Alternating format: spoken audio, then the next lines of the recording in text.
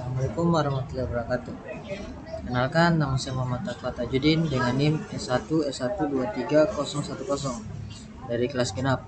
Baik, pada video sebelumnya saya sudah menjelaskan materi terkait linked list. Nah, di mana pada video kali ini, video lanjutan saya struktur data itu lanjutan dari materi linked list. Nah, di sini langsung saja masuk di NQQ. Nah, NQQ ini gunanya untuk menambahkan elemen ke akhir atau ekor daftar. Nah, bisa dilihat pada gambar ini adalah gambar atau contoh dari NQQ. Nah, di mana ada ekor, ada node ekor saat ini, kemudian ekor berikutnya, kemudian terbaru berikutnya atau ekor berikutnya, kemudian ada tail next atau terbaru, dan node yang akan ditambahkan.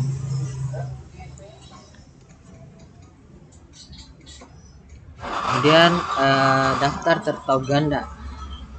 Daftar tertaup ganda itu dalam daftar tertaup tunggal, setiap simpul memelihara referensi ke sampul yang tepat setelahnya. Keterbatasan daftar tertaup tunggal. Sulit untuk menghapus simpul pada bagian akhir daftar secara efisien. Dan secara lebih umum, kita dapat secara efisien menghapus sebuah node sembarangan dari posisi interior daftar jika hanya diberikan referensi ke node berikutnya. Ini karena kita dapat menentukan node yang berada tepat sebelum node yang akan dihapus. Namun node tersebut perlu memperbarui referensi berikutnya. Nah, di sini bisa dilihat ada gambar. Di sini ada kepala, kemudian ini contoh tidak dapat diakses. Kemudian ada hapus simpul, dan ini adalah ekor. Nah, di mana ini garis panah merah ini, dia itu adalah referensi berikutnya untuk node sebelumnya yang perlu kita perbarui. Kemudian keterbatasan single linked list. Ini dibatasi dengan struktur double linked list, di mana setiap node menyimpan referensi eksplisit ke simpul sebelumnya dan referensi ke simpul setelahnya. Kemudian ini memungkinkan operasi pembaruan 0(1) waktu baik untuk penyisipan dan penghapusan pada posisi sembarangan dalam daftar, untuk menghindari beberapa kasus khusus saat beroperasi di dekat batas daftar tertaup ganda. Membantu menambahkan node khusus di kedua ujung daftar, node header di awal daftar dan simpul trailer di akhir daftar.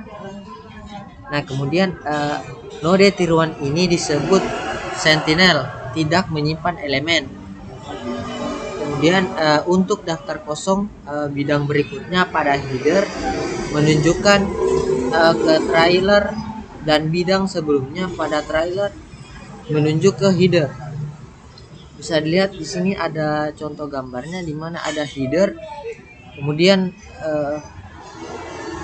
di sini ada panahnya, di mana dia next, dan sebaliknya ketika dia berbalik dia pref. Kemudian lanjut, penggunaan sentinel menyederhanakan logika operasi atau node header dan trailer tidak pernah berubah. Hanya node di antara keduanya mengubah. Semua penyisipan dan penghapusan dapat ditangani secara terpadu. Node baru disisipkan atau dihapus antara sepasang node yang ada. Nah, ini adalah contoh menyisipkan dengan daftar tertaup ganda, yang dimana kasus 1 penyisipan pada posisi sembarangan dalam daftar yang tidak kosong. Kemudian di sini ada contoh kasus yang kedua, yaitu di mana di sini kasusnya menyisipkan di awal daftar. Lanjut, untuk menghapus node dalam daftar tertaup ganda. Nah, karena pada gambar ini, karena penggunaan sentinel, implementasi yang sama dapat digunakan untuk menghapus node pertama atau terakhir. Kemudian menghapus node di lokasi sembarangan. Nah, bisa dilihat di sini ada contoh codingannya atau implementasi dasar dari double linked list. Nah, di mana di sini ada kelas double linked list. Ini dia tuh untuk deklarasi kelas dasar. Dan kemudian ada self header sama dengan self node non. Ini untuk memelihara dua referensi sebelumnya dan berikutnya. Kemudian lanjut, ini adalah bagian untuk melakukan penyisipan dan penghapusan node sesuai dengan algoritma yang dijelaskan sebelumnya. Nah, di sini ada implementasi DQ dan double linked list. Implementasi DQ atau antrian ujung ganda berbasis array sebelumnya tercapai operasi dalam waktu 0 (1) diamortisasi karena kebutuhan sesekali untuk mengubah ukuran array. Dengan implementasi berdasarkan daftar tertaut ganda, kita dapat mencapai operasi DQ pada waktu terburuk, itu 0 dan 1. Nah, kemudian saat menggunakan Sentinel, perhatikan perubahan berikut, yang dimana pertama, header tidak dapat menyimpan elemen pertama dari DQ. Itu adalah node tepat setelah header yang menyimpan elemen pertama dengan asumsi DQ tidak kosong. Demikian pula simpul sebelum trailer menyimpan elemen terakhir dari DQ.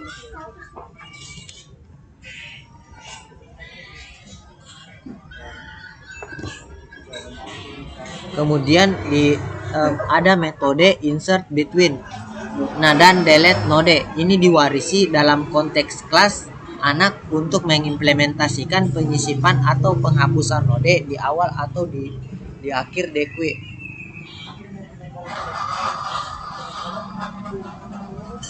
Kemudian ini ada contoh program kelas linked DQ double linked base, yang dimana itu outputnya ada length of DQ 5 D 20 15 10 5 -1. Di sini dia minta delete from head itu 20, kemudian delete from tail itu -1, length of DQ itu 3, jadi D-nya itu 15 10 5. Nah, kemudian daftar posisi ADT. Tipe data abstrak yang telah kita bahas sejauh ini yaitu tumpukan, antrian, dan antrian berujung ganda. Hanya mengizinkan operasi pembaruan yang terjadi di salah satu ujung urutan atau yang lain. Nah, kemudian yang kedua, pertimbangan contoh antrian sebelumnya untuk pelanggan yang menunggu menerima pesanan melayani. Nah, kemudian bagaimana jika pelanggan ingin meninggalkan antrian sebelum mencapai loket tiket? Kemudian bagaimana jika seseorang yang sedang mengantri untuk membeli tiket mengizinkan temannya untuk memotong antrian pada saat itu? Nah, hal ini memotivasi adanya ADT yang lebih umum yang menyediakan cara bagi pengguna untuk merujuk ke elemen di mana saja dalam suatu urutan data dan untuk melakukan penyisipan serta penghapusan yang sewenang-wenang. Kemudian dalam urutan berbasis array, indeks integer menyediakan cara yang baik untuk menggambarkan lokasi suatu elemen atau lokasi di mana penyisipan atau penghapusan harus dilakukan. Namun, indeks numerik bukanlah pilihan yang baik untuk menggambarkan posisi dalam daftar tertaut. Nah, kita dapat mengakses entry secara efisien hanya dengan mengetahui indeksnya, di mana menemukan elemen pada indeks tertentu dalam daftar tertaut memerlukan penelusuran daftar secara bertahap dari awal atau akhir, sambil kita menghitung elemen seiring berjalannya waktu. Nah, kemudian indeks bukanlah abstraksi yang baik untuk menggambarkan posisi lokal di beberapa aplikasi, karena indeks entry berubah seiring waktu karena penyisipan atau penghapusan yang terjadi lebih awal dalam urutan tersebut. Kemudian misalnya, mungkin kita tidak mudah untuk menggambarkan lokasi seseorang yang sedang mengantri dengan mengetahui secara tepat seberapa jauh orang tersebut dari bagian depan antrian. Nah, ini adalah contohnya eh, dari antrian tadi. Nah, contoh lain, dokumen teks dapat dilihat sebagai rangkaian karakter yang panjang. Kemudian pengolah kata menggunakan abstraksi kursor untuk menggambarkan posisi dalam dokumen tanpa menggunakan indeks bilangan bulat secara eksplisit, yang memungkinkan operasi seperti menghapus karakter pada kursor atau menyisipkan karakter baru yang tepat setelah kursor. Kemudian lebih jauh lagi, kita mungkin dapat merujuk pada posisi inheren dalam suatu dokumen, seperti mungkin awal bagian tertentu tanpa bergantung pada indeks karakter atau bahkan nomor bagian yang dapat berubah seiring perkembangan dokumen. Nah, di sini pertanyaannya, bisakah kita menggunakan referensi node sebagai posisi?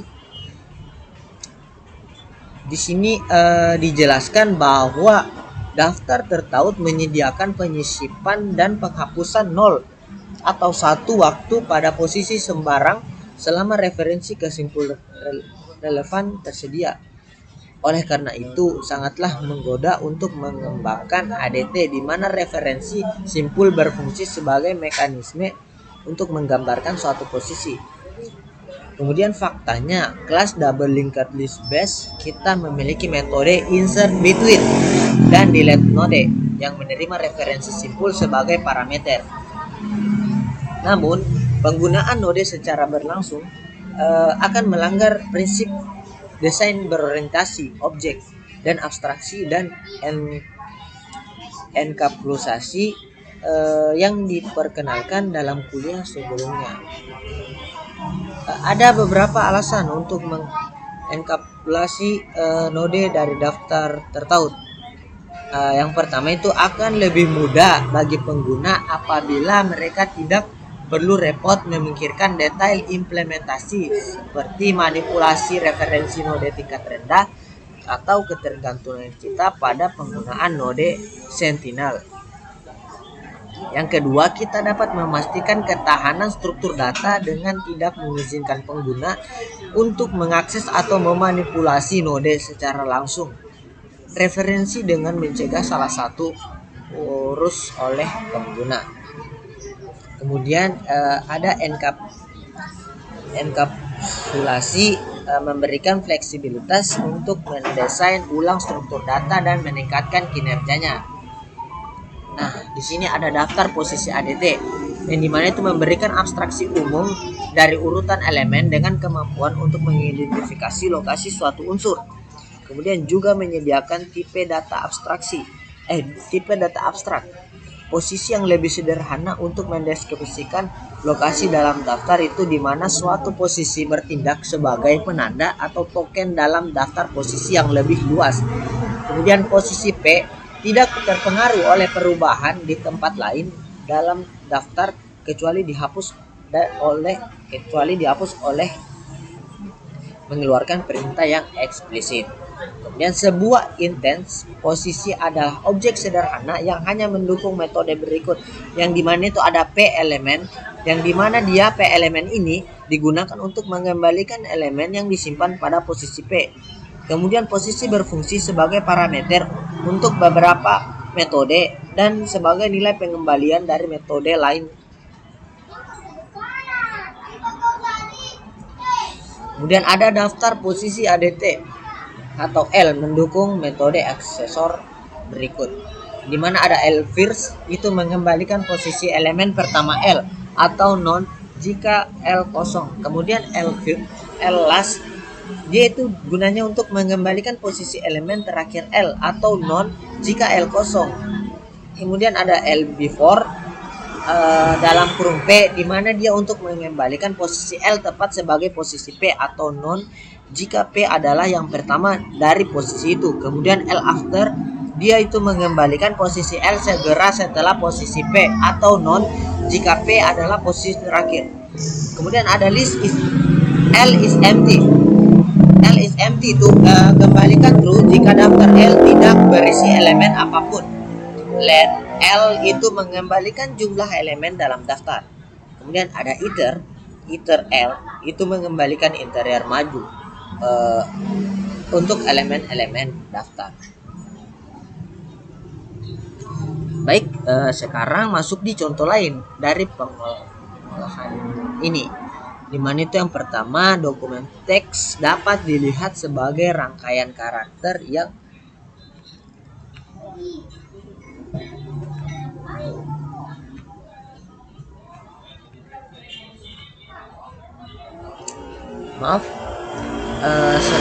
selanjutnya itu masuk di daftar posisi ADT, melanjutkan dari iter L tadi.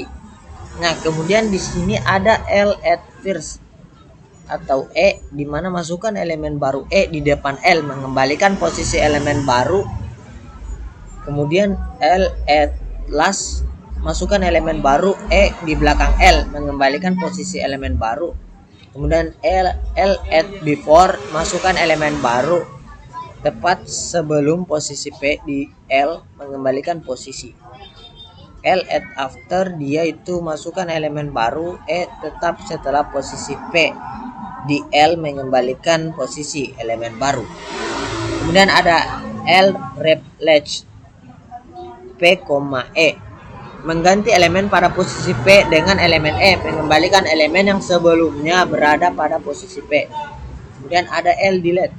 L delete ini dia itu untuk hapus dan kembalikan elemen pada posisi P di L sehingga posisi tersebut tidak valid.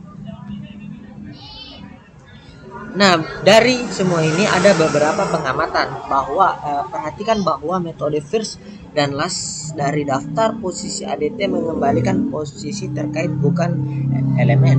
Elemen pada suatu posisi dapat diperoleh dengan memanggil metode elemen pada posisi tersebut, di mana ada L first elemen, elemen pertama dalam daftar, kemudian ada L last elemen atau elemen terakhir dalam daftar.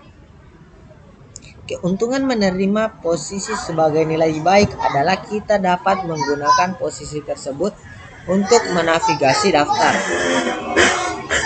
Ada yang pertama itu kursor, itu dia data first, kemudian while kursor is not none, kemudian print kursor elemen, kemudian kursor data after.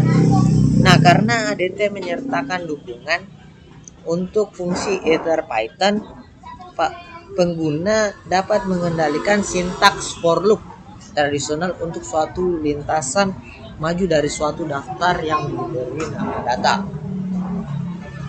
Nah, ini ada tabel. Tabelnya ini adalah tabel rangkaian operasi pada daftar posisi awal 0L. Bisa dilihat di sini ada operation, return value, dan L. Baik, lanjut. Di sini ada codingannya atau implementasi daftar posisi menggunakan daftar tertaut ganda. Dimana di sini bisa dijelaskan bahwa proposisi di mana setiap metode daftar posisi ADT berjalan pada waktu terburuk 0 dalam kurung 1 ketika diimplementasikan dengan daftar tertaut ganda. Kemudian kita mengandalkan kelas double linked list untuk representasi tingkat rendah kita. Nah, kemudian menyediakan antarmuka publik sesuai dengan daftar posisi ADT. Kami mendefinisikan kelas posisi yang bersarang di dalam kelas position list. Dari berbagai metode position list, kita memungkinkan berakhir dengan terciptanya intens posisi yang redundan yang merujuk pada node dasar yang sama. Oleh karena itu, kita dapat mendefinisikan egg dan neck metode khusus dalam kelas posisi untuk melakukan pengujian seperti P sama dengan Q. Lanjut, ini untuk memvalidasi posisi, di mana setiap kali suatu metode kelas position list menerima posisi sebagai parameter kita untuk jika ingin memverifikasi bahwa posisi tersebut valid, dan jika demikian menentukan sampul dasar yang terkait dengan posisi tersebut. Bisa dilihat di sini kodingannya. Kita juga dapat mendeteksi sebuah posisi yang termaksud dalam daftar tetapi merujuk pada simpul yang tidak lagi menjadi bagian dari daftar tersebut. Nah, di sini ada delete node. Dari kelas dasar menetapkan referensi sebelumnya dan berikutnya dari node yang akan dihapus. Kita dapat mengenali kondisi tersebut untuk mendeteksi node yang tidak digunakan lagi. Di sini ada kodingannya, bisa kita langsung lihat outputnya. Nah, outputnya itu di sini ada length of list.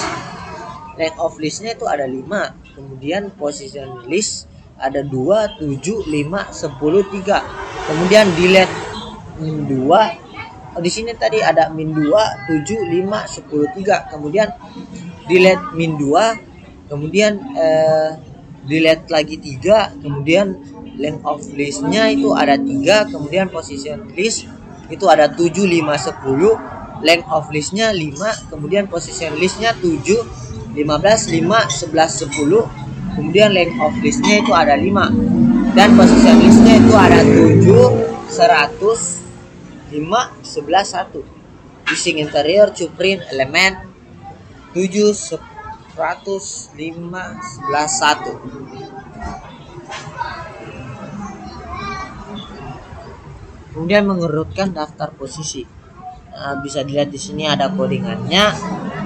Original list L 7, 100, 5, 11, 3. Kemudian ada sorted list L sorted list 1, 5, 7, 11, 100. Di sini langsung next. Di sini ada studi kasus mempertahankan frekuensi akses. Nah, bisa kita lihat kodingannya. Outputnya gini.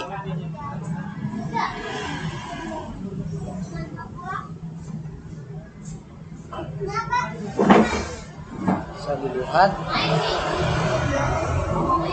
outputnya itu Imagine Dragons, Backstreet Boys, Katy Perry, Eminem, Michael Jackson. Kemudian update favorit. Kemudian di sini kan dia update berarti Britney Spears, Imagine Dragons, Backstreet Boys, Katy Perry sama Eminem. Next, lanjut. Menggunakan daftar dengan heuristik pindah ke depan. Next saja, langsung kita lihat contohnya. Dimana di sini ada gambar total waktu untuk melakukan serangkaian akses. Mana sini bisa lihat gambarnya. Jika kita menggunakan heuristik pindah ke depan, memasukkan setiap elemen pada saat pertama kali diakses, maka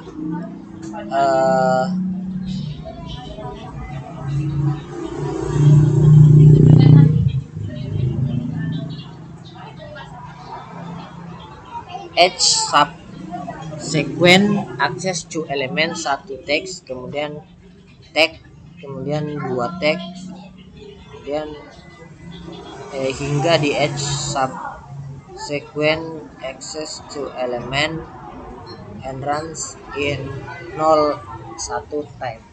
Jadi waktu berjalan untuk melakukan semua akses dalam kasus ini adalah 0 n kuadrat.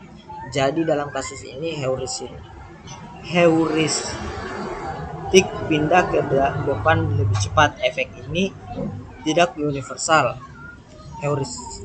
Heuristik ini memungkinkan lebih lambat dalam urutan lainnya. Kemudian di sini ada kompromi dengan heuristik pindah ke depan.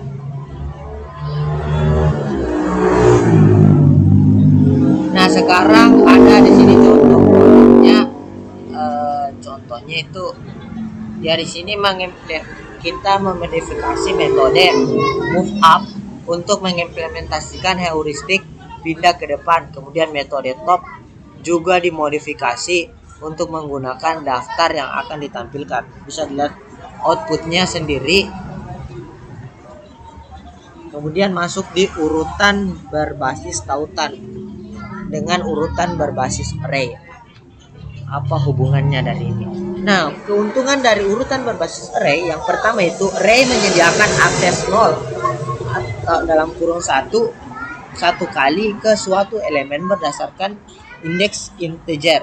Sebaliknya, linked list menyediakan waktu 0 atau k untuk mengakses elemen ke k atau wajib 0 nk jika melakukan traverse backward dalam double linked list.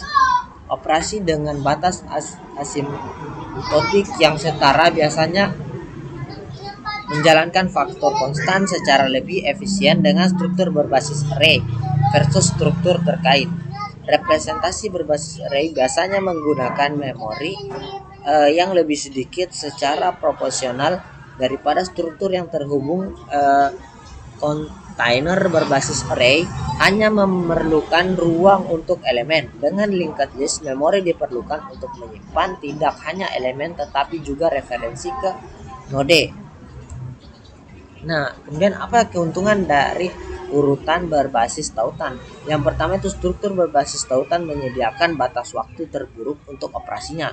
Hal ini kontras dengan batasan diamortisasi yang terkait dengan perluasan atau kontraksi susunan dinamis yang penting untuk sistem waktu nyala.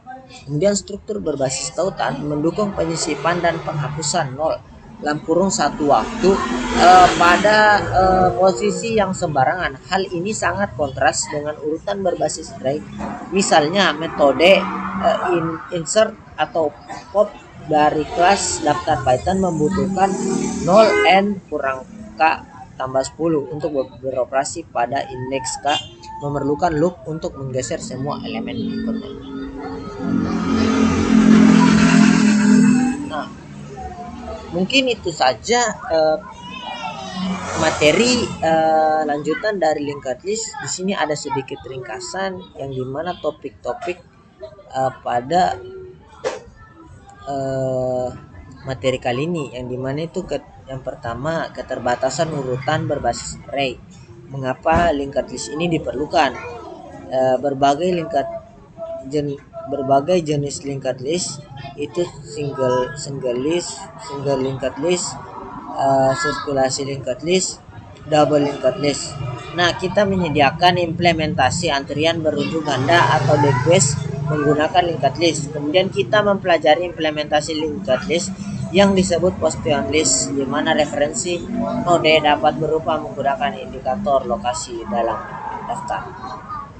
Dan kita menerapkan satu studi kasus tentang pemeliharaan daftar favorit berdasarkan jumlah aksesnya. Kemudian kita mempelajari perbandingan relatif antara urutan berbasis array dan berbasis tautan.